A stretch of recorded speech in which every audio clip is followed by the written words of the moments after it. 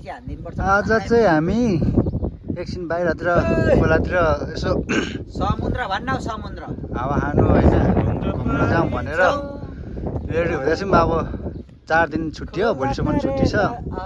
आज अब त 3 दिन भइहाल्यो, छुट्टी बितिहाल्यो। अब भोलि 1 दिन छ, अनि आज 1 दिन त यसो केटाहरूसँग रमाइलो गर्न जाऊँ भनेर रेडी हो। म चाहिँ यता छु होइन, मेरो साइकल यहाँ छ। हामी चाहिँ अब टक्क जाँदैछौँ झट्ट 4 भाइ चाहिँ चढेर गएर आउने हो।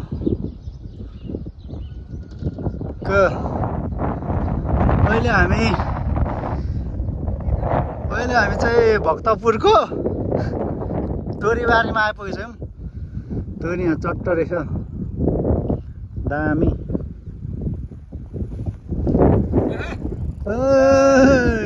बस एकछिन बस, भिडियो के तोरीबारीको दामी। यहाँ चाहिँ यस्तो दामी हावा चलिरहेको छ। अहिले चाहिँ हामी यो भक्तपुरको माथि डाँडामा छौँ, सागा माथि। यस्तो दामी हालिरहेको छ भन्दा केटा तल कस्तो भइरहेको छ? एकदमै ठिक छ, अहिले एकदम चिसो हावा आइरहेछ। साइक्लिङ गर्दै होइन, कस्तो फ्रेस हावा के, टक्क दामी शीतल होइन, फ्रेस हावा। कस्तो रुखको पात हल्लिरहेको छ। दिवस कस्तो भइरहेको छ? एकदम रमाइलो छ त। रमाइलो छ होइन, एकदम हावा चाहिँ बेस फ्रेस हुने है एकदम।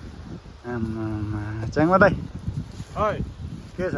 ठिक छ एकदम। आनन्द भइरहेछ नि त होइन? चाक मात्र दुखिरहेछ।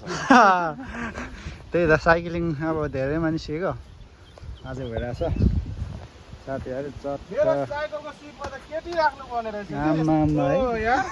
ऊ R15 ए होइन, कस्तो भइरहेछ बुढोको साइकलको सिट हेर, त्यो भइरहेछ।